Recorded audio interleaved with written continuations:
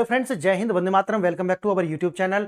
Friends, हमने कितनी सारी बातें की हैं इस बात को लेकर के कि आने वाले 9 साल के अंदर भारत $15 ट्रिलियन की इकोनॉमी बन जाएगा। और मैंने आपको यह बताया है कि 2047 तक भारत लगभग $30 ट्रिलियन की जो इकोनॉमी है वो बन जाएगा। इस पर हमने बहुत सारे डेटाज आपको दिए हैं, बहुत सारे कनेक्ट ऑफ द डॉट्स करके आपको बताए हैं कि देखिए ये ऐसे कारण रहे हैं जिससे मैं ये दावा कर रहा हूं। और मैं ये दावा नहीं कर रहा हूं, आप पूरी दुनिया के मीडिया आउटलेट्स को अगर आप जाकर के देखेंगे और उनको सुनेंगे और फिर डेटा को जाकर के आप रिसर्च करेंगे तो आपको बिल्कुल तस्वीर क्लियर हो जाएगी कि ये जो आंकड़े हैं ये कोई हवाई नहीं है, ये कार्य भारत जो है वो अचीव कर लेगा। लेकिन बात यहां से शुरू होती है। आज आज हमारा मुद्दा ये नहीं है कि भारत की इकोनॉमी जो है कितनी बनेगी। आज मुद्दा मेरा ये है कि देखिए, एक ओर तो हम ये सारे कार्य अचीव करने जा रहे हैं, लेकिन दूसरी ओर एक समस्या हमारे अंदर बहुत है। ये तो इकोनॉमी की बात हो गई,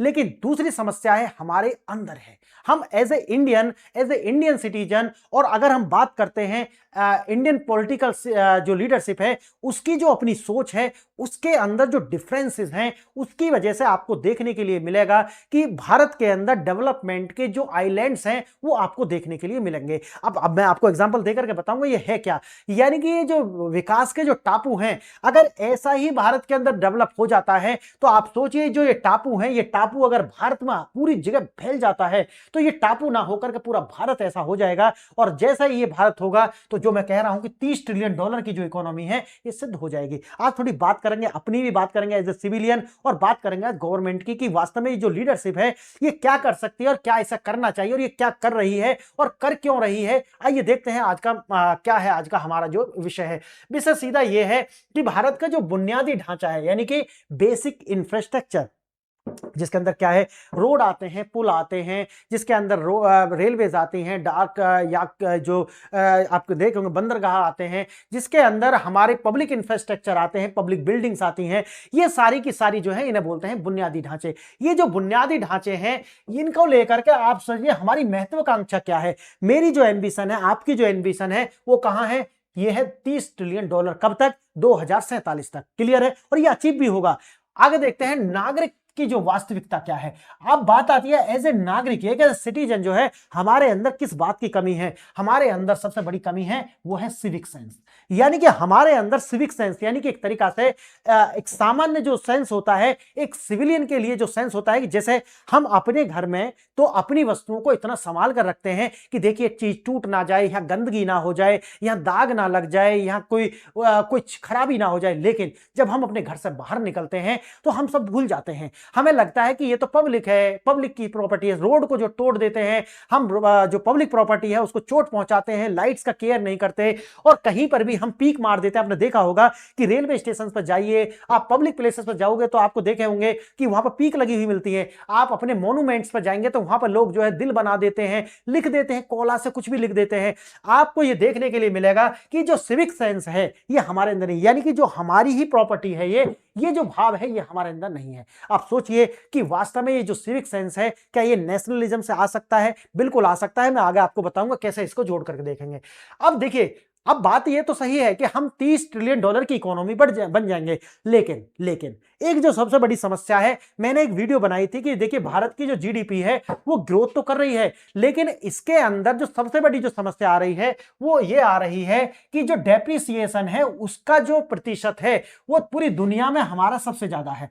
देखिए दुनिया के अंदर है लगभग 6 से 8 या 10% है पूरी दुनिया का एवरेज निकाल करके। अगर भारत का देखा जाए तो यह आता है 14 से 16%। आप समझे नहीं समझे? नहीं समझे तो मैं भी समझाऊंगा। देखिए, जैसे कि देश होता है तो देश के अंदर जितना भी हम कंस्ट्रक्शन करते हैं, गाड़ी बनाते हैं, पुल बनाते हैं, रोड बनाते हैं, जितना भी लॉजिस्टिक्स बोलते हैं इसको, जो भी हम लॉजिस्टिक्स बनाते हैं उनका क्या है कि जो बनाएंगे तो एक साल बाद तो वैसा रहेगा नहीं भाई, कुछ तो कमी आ जाएगी। उस कमी को बोलते हैं डेप्रिसिएशन। क्लियर है? लेकिन पूरी दुनिया के अंदर 8 से 10% की कमी आती है एक साल के बाद में, लेकिन भारत में क्या आती है? 14 से 15%, 16%। क्यों है ऐसा? बताइए मुझे। ये ऐसा इसलिए है क्योंकि भारत के अंदर है करप्शन, भारत के अंदर भ्रष्टाचार है जो कि एक इंस्टीट्यूशनलाइज हो चुका है, उसको संस्थागत रूप से जो है दे दिया गया है एक रूप। और वास्तव में मैं बताऊं आपको, करप्शन जो है जो करता है उसको जो है अच्छा लगता है और समाज ने उसको एक स्वीकार्यता दे दी है। यानी कि आज करप्ट व्यक्ति को समाज गलत नहीं देखता। क्यों?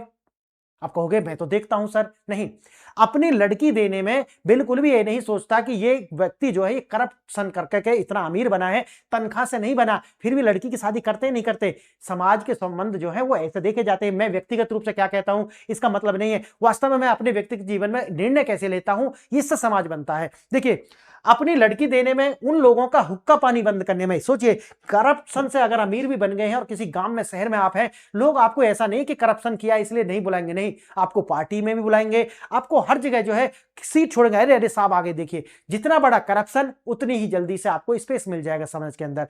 तो समाज ने क्या कर लिया है? एक्सेप्ट कर लिया है। क्या? किसको? करप्शन को जो है एक्सेप्ट कर लिया है। अब समाज में करप्शन जो है एक्सेप्ट हो गया है। हम जल्दी काम कराने के लिए एज ए इंडिविजुअल हम पैसा देने में 100, 200, 50, 500 रुपए देने में कोई भी हम संकोच नहीं करते। हम ये नहीं करते कि चलो कोई बात नहीं आज नहीं कल लाएंगे। और दूसरी ओर जो ये ऑफिसर होता है वो भी ये नहीं सोचता कि भाई मैं तनख्वाह मुझे मिल रही है, मैं क्यों ही पैसा लूं, वो भी पैसा लेने में संकोच नहीं करता। और ये व्यक्ति जो है वो भी सोचता है यार मैं चप्पल तोड़ूंगा, यहाँ पे मेरे इतने का काम छूट जाएगा, जाइए इसको जो पैसा दीजिए, खत्म कीजिए कहानी। आप समझ गए?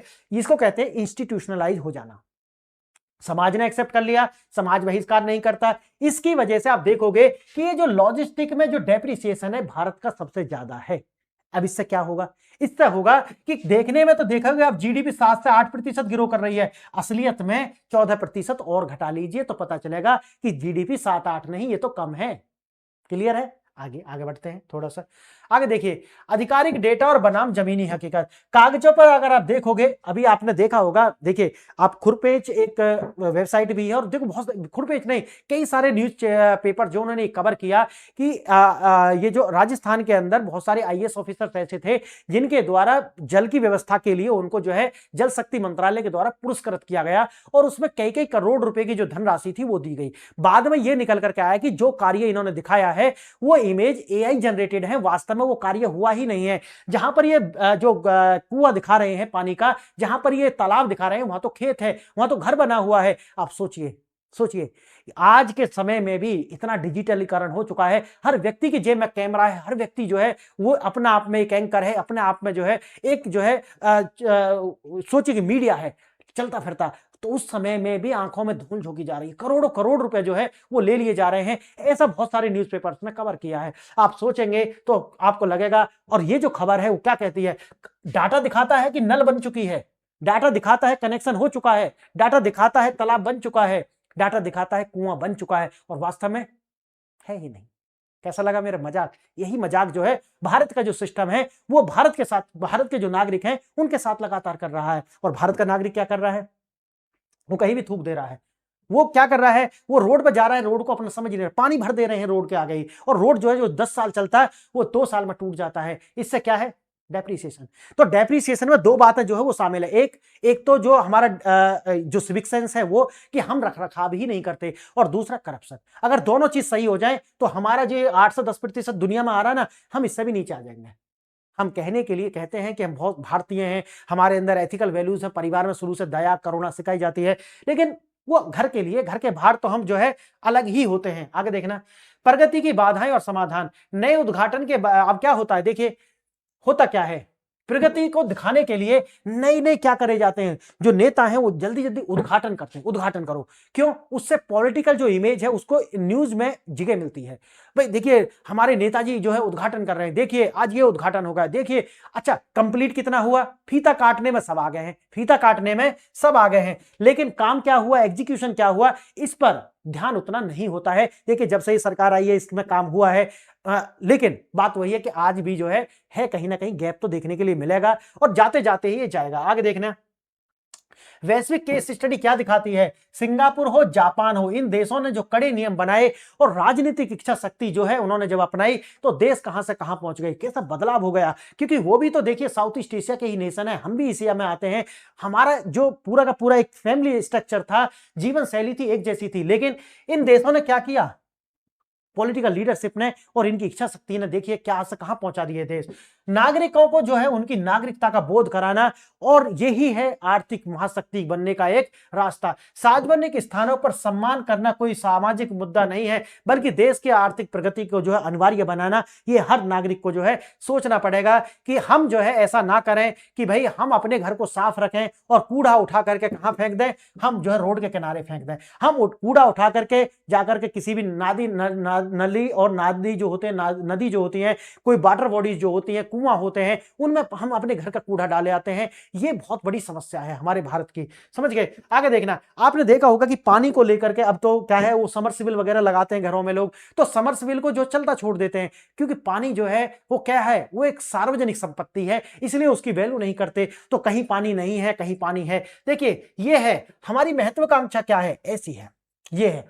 आप ये देखेंगे कि टापू कैसे बनते हैं। ये है क्या, इंदिरा गांधी का टर्मिनल 3, लेकिन जैसे ही बाहर निकलोगे आगे 100 मीटर आपको ये रोड दिखेगा। तो सोचिए, यानी कि ये क्या बन गया, ये बन गया आइलैंड, एक आइलैंड बन गया। ये टापू जो हैं, ये वास्तव में विकसित भारत की वास्तव में विकसित भारत हम देखना चाहते हैं, उसके लिए एक एग्जाम्पल्स हैं। हमको इसको जो है ना खत्म करना होगा, हमें भारत को ऐसा बनाना होगा, जब ही जाकर के हम $30 ट्रिलियन की इकोनॉमी की ओर बढ़ेंगे। एक कड़वा सच जो हम अक्सर नजरअंदाज कर देते हैं, और वो यही है जो मैंने आपको दिखाया है।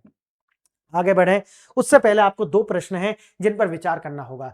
सिविक इंफ्रास्ट्रक्चर, जिसको हम बोलते हैं कि संदर्भ में निम्नलिखित में से कौन सा जो है परिभाषा आपको सटीकता से बताती है। पहला विकल्प है शहर में बनाई गई मेट्रो और फ्लाईओवर इसी प्रणाली में आते हैं। दूसरा विकल्प है स्वच्छता अभियान के तहत बनाए गए शौचालय कुल संख्या जो है वो इसके अंदर आती है। तीसरा है सामाजिक व अदृश्य यानी कि इनविजिबल आर्किटेक्चर, जो आदतें मनपसंद और जवाबदेही से बनती है, क्या वो आती है इसके अंदर। और चौथा जीडीपी के अनुपात में लॉजिस्टिक्स पर किया गया खर्च इसके अंदर आता है। बताइए आपको इनमें का अगर आंसर पता है तो वेल एंड गुड, नहीं तो सबसे लास्ट वाली जो स्लाइड है उस पर आपको इसके विस्तृत आंसर मैं प्रोवाइड कराने वाला हूं। दूसरा प्रश्न देखना, भारत का विनिर्माण यानी कि मैन्युफैक्चरिंग कॉम्पिटिटिवनेस में सबसे बड़ी बाधा क्या है। जैसा कि वैश्विक तुलनात्मक अर्थशास्त्र हमको दिखाता है, पूंजी की उच्च लागत यानी कि हाई कॉस्ट कैपिटल, दूसरा है जटिल श्रम कानून, तीसरा है लॉजिस्टिक्स की लागत जीडीपी का 14 से 16% होना, जबकि वैश्विक स्तर पर यही लागत जो है 8 से 10% है। और डी है कुशल तकनीक और श्रम की कमी।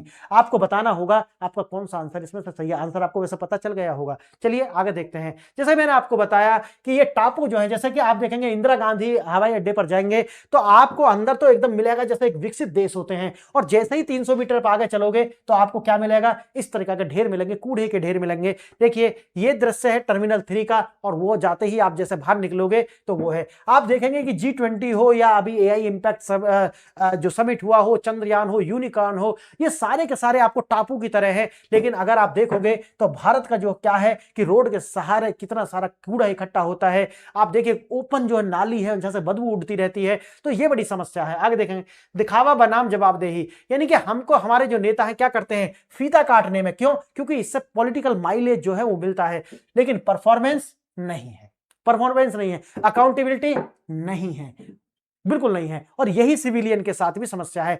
जैसा कि आपको मैंने शुरू में एग्जांपल दिया, पानी जो है नल लग चुका है कागजों पर, वास्तव में वो वहां पे है ही नहीं। सोचिए कितनी बड़ी बात है। अब देखिए हर योजना का एक लोगो, एक नाम और एक उद्घाटन समारोह होता है। डेटा का खेल है। सरकार ये बताती है कि देखिए हमने कितने शौचालय बना दिए, देखिए हमने कितने जो है कुएं खोद दिए, हमने कितने तालाब बना दिए, लेकिन वास्तव में ये है कि वहां पर वो है ही नहीं, उनकी क्वालिटी है ही नहीं, उनका कितना प्रयोग हो रहा है इसका कोई डेटा है ही नहीं। आइए, जब तक हम विफलताओं को स्वीकार नहीं करेंगे सुधार नहीं होगा। यानी कि सरकार को भी और हमारे नागरिक समाज को भी इसको स्वीकार करना होगा, अन्यथा फिर हम जो है बदलेंगे नहीं। और ऐसे टापू जो है वो बन जाएंगे और ज्यादा बढ़ जाएंगे। जितनी इकोनॉमी बढ़ेगी टापू बढ़ते जाएंगे, करप्शन बढ़ता जाएगा अगर हम नहीं बदले तो। आगे देखना, केवल शिष्टाचार नहीं, ये एक अदृश्य इंफ्रास्ट्रक्चर है। सिविक सेंस कोई औपनिवेशिक का जो अपमान नहीं है, ये कहकर के नहीं बच सकते कि देखिए अंग्रेजों ने हम पर शासन किया, हम इसलिए असभ्य रह गए, हम आगे नहीं बढ़ पाए। देखिए आपको शौचालय के देखिए कितनी बड़ी गाड़ी में बैठ करके व्यक्ति चलते हैं और बाहर फेंक देते हैं पानी की बोतल, और जो खाली जो चिप्स के पैकेट्स हैं उन्हें फेंक देते हैं, और ये जो गिलास आते हैं जिनके अंदर वो कोल्ड ड्रिंक्स वगैरह पीते हैं उन्हें फेंक देते हैं। इतनी बड़ी गाड़ी में चल रहे हैं और रोड पर फेंक करके निकल जाते हैं। सोचिए ये सिविक सेंस की कमी है। आपने देखा कि शौचालय के अंदर नहीं जाएगा, शौचालय के नहीं, शौचालय की दीवार पर ही ये क्या कर रहा है, सूसू कर रहा है। सोचिए कि ये समस्या हमारी यहां पर है। मुंबई हो, बेंगलोर हो जैसे शहरों में अरबों डॉलर की जो कंपनियां होती हैं, लेकिन आपने देखा कि फुटपाथ, खुले हुए सीवर्स, खुली हुई नालियां, उड़ती हुई बदबू जो है आपको देखने के लिए मिलेगी। फुटपाथ पर लोग क्या कर लेते हैं, अतिक्रमण कर लेते हैं। दिल्ली के अंदर भी हो, मुंबई के अंदर भी हो, जितने महानगर है, छोटे शहर, आप सोचिए जमीन पर कब्जा करना तो ऐसा है कि इसके लिए कोई कानून ही नहीं है। आपको हमारी सरकारें नहीं सोचती इसके लिए, क्यों? क्योंकि इससे वोट नहीं मिलते। आगे देखना, लॉजिस्टिक्स की जो लागत है, जैसे मैंने शुरू में ही बता दिया भाई, दुनिया में जो है वो लगभग 8 से 10% है, भारत के अंदर सबसे ज्यादा है 16 से 18%। भारत में बन हर उत्पाद महंगा होता है। भारत के अंदर जो उत्पाद बनता है वो महंगा होता है, क्यों? क्योंकि हमारी जो ट्रांसपोर्टेशन की कॉस्ट है वो ज्यादा होती है। जगह जगह आपको जो है टोल प्लाजा दिखेंगे, टोल प्लाजा पर लुकी रहेंगे घंटा घंटा, 2-2 घंटा। आप सोचिए ये सारा है, और वहां पर क्या होता है, घूसखोरी होती है, देरी होती है, रोड टूटते हैं, रोड खराब है, इसके वजह से देरी लगती है और साथ ही साथ जो सामान है वो महंगे हो जाते हैं। ट्रकों की मुंबई से दिल्ली पहुंचने में सोचिए इतना समय लगता है जितना 1980 में अमेरिका में लगता था, सेम दूरी तय करने में। तो सोचिए अमेरिका से 40 से 50 साल पीछे होना, ये बर्दाश्त नहीं कर सकता भारत। जल संकट, पाइप पर पानी नहीं है, जैसा मैंने आपको बताया। आज भी आप देखेंगे कि चेन्नई हो या बहुत सारे ऐसे शहर हैं जहां पर पानी का अकाल सा पड़ चुका है, और वहां पर लोग कई घंटे जो है पानी की लाइन में लग करके अपना समय बर्बाद करते हैं। सोचिए ये ऐसा इसलिए नहीं कि भारत के पास पानी नहीं है, लेकिन आप देखेंगे कि भारत का 2019 में जो है भारत का छठा सबसे बड़ा जो शहर है यानी कि चेन्नई जो है, वहां उसको डे जीरो यानी कि एक दिन जो है पानी नहीं होगा, इस तरीका से जो है घोषित किया गया। मानसिकता है पानी की सामुदायिक संसाधन माना जाता है, और इसीलिए जो सामुदायिक संसाधन के रूप में लोग इसकी कदर नहीं करते। मोटर चल रही है तो चली रही है, खुली छोड़ देंगे, टंकी खुली छोड़ देंगे, ये जो है हमारा सिविक सेंस है। हम इसे ठीक क्यों नहीं करते? कारण है राजनीति पहला। या अगर कमी है तो ठीक क्यों नहीं होती? राजनीति। राजनीति क्या है?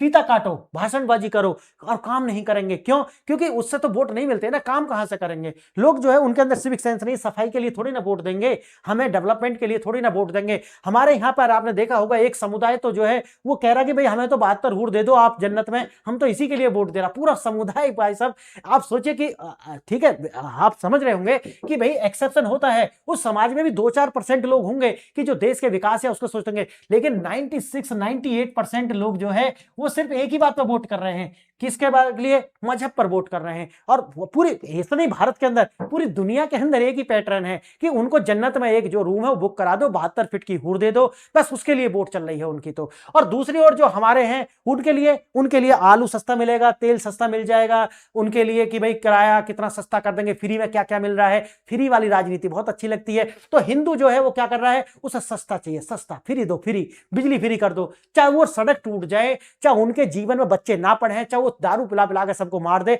लेकिन सस्ता दो, सस्ता सस्ता। ये जो है ये चल रहा है। आगे देखना, आलोचना का डर, अपनी विफलता स्वीकार करना राजनीतिक आत्महत्या मानी जाती है। अगर गलत काम भी होता है, आपने दिल्ली के अंदर यही देखा था कि अरविंद केजरीवाल लगातार यही कहते रहे कि 5 साल और दे दो, 5 साल और दे दो, 5 साल और दे दो, और 5 साल 15 साल के बाद भी कह रहे थे कि इस पर वोट नहीं मिलता। सोचिए इस पर वोट नहीं मिलता, यानी कि अगर हम अपनी नदियों की जो आत्महत्या कर देंगे, उनको मार डालेंगे, तो सोचिए हमारे जो शहर है वो सर्वाइव कैसे करेंगे? पानी कहां से आपूर्ति होगी? हमारे जो एक्वाइफर्स जो होते हैं, नीचे जो वाटर टेबल्स होती है वो बिल्कुल ड्राई कर जाएंगे या प्रदूषित हो जाएंगे। लेकिन नहीं, कि वोट ही नहीं मिलते।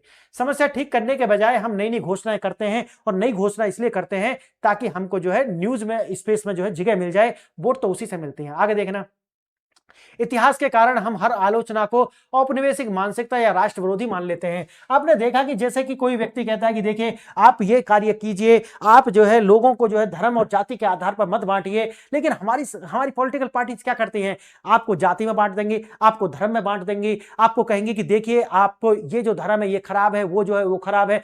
मैंने आपको बताया पीछे उनकी मानसिकता क्या है। 98% लोग जन्नत के लिए वोट कर रहे हैं, समझ गए, लेकिन सरकारें इसको और आग देती हैं। क्यों? उनके कार्य ही ऐसे हैं इन लोगों के। भाई 98% लोग वोट कर रहे हैं किसके लिए? मजहब के लिए वोट कर रहे हैं, उनको जन्नत में चाहिए एक कमरा। यह देखिए झूठ अभिमान होने पर वाले जो झूठा अभिमान हमें बेहतर बनाने से रोकता है, और यही है कि हम हमेशा इसलिए करते रहते हैं कि देखिए हम तो एक महान राष्ट्र रहे हैं, हम तो बहुत बड़ी सभ्यता रहे हैं, सदियों से हम तो भारत गुरु जो है विश्व गुरु रहा है, लेकिन हमको जो है अपनी कमियों को देखना पड़ेगा। और जब हम बात करते हैं चाइना +1 की, यानी कि चाइना के सिवाय एक और विकल्प हम प्रोवाइड करना चाहते हैं दुनिया की एमएनसीज को, तो फिर हमको जो है कुछ सुधार करने होंगे। जैसे आप जानते हैं कि कोई कंपनी आएगी, उसको लैंड चाहिए, उसको पावर चाहिए, उसको वाटर चाहिए, ये रिसोर्सेज चाहिए ही चाहिए, फंड चाहिए। तो आप सोचिए कि आज भी भारत के अंदर लगभग ये सारा मिलने में 3 साल का समय लग जाता है, जबकि होना क्या चाहिए, चाइना के अंदर आप जाओगे तो 18 महीने के अंदर अंदर सारा कार्य हो जाता है। भारत के अंदर कितना लग रहा है, 36 महीने का टाइम लग रहा है। सोचिए 3 साल का काम। आप देखिए फैक्ट्री बनाने में 18 महीने के बजाय 36 महीने लगते हैं। जमीन अधिग्रहण, बिजली कनेक्शन, पानी की समस्या, लेबर की समस्या, स्किल्स की समस्या, बहुत सारी समस्या है। विकास व्यवस्था के बावजूद जो है यह नहीं बल्कि व्यवस्था के कारण है। यानी कि हमारे यहाँ ऐसा नहीं कि रिसोर्सेज की कमी है, हमारे यहाँ पर जो है ऐसा नहीं है। हमारा जो विकास हुआ है वो किसके बावजूद हुआ है, अव्यवस्था के बावजूद भी हुआ है। होना क्या चाहिए, व्यवस्था के कारण हमारा विकास होना चाहिए। लेकिन इतनी सारी हैम्पर्ड होने के बाद भी आज भारत लगभग 4.5 ट्रिलियन डॉलर की इकोनॉमी बना है। तो इन सब बाधाओं को पार करके बना है। सोचिए इस बात को, अगर ये सब ना होता तो आज भारत कहां होता, सोचिए इस बात को भी। सिंगापुर और जापान का जो उदाहरण है, मैंने जैसे कि आपको बताया कि सिविक सेंस जो है वो जेनेटिक से नहीं आता कि आपका डीएनए आपको सिखाएगा कि आप सभ्य हो, बल्कि ये तो बाहर से सिखाया जाएगा। ये तो सरकार कानून बनाएंगी, इनके लिए आपको जो स्टिक और कैरेट वाली पॉलिसी लेकर के चलना पड़ेगा। जब जाकर के आपको स्पष्ट नियम बनाइए, फिजिकल इंफ्रास्ट्रक्चर को बेहतर कीजिए, सख्त कानून बनाइए और लगातार सब पे बराबर लागू हो। ऐसा नहीं है कि कोई रसूखदार व्यक्ति है अगर वो करता है तो उसको छोड़ दिया जाता है, लेकिन अगर कोई गरीब व्यक्ति है, सामान्य व्यक्ति है, उसको जो पकड़ लिया जाता है तो कानून जो है वो बोझ बन जाते हैं मिडिल क्लास और गरीब लोगों के ऊपर। ये नहीं होना चाहिए। 1965 में सिंगापुर भी गंदा था, राजनीतिक शिक्षा शक्ति आई और पूरी की पूरी जो संस्कृति है वो बदल कर रख दी है।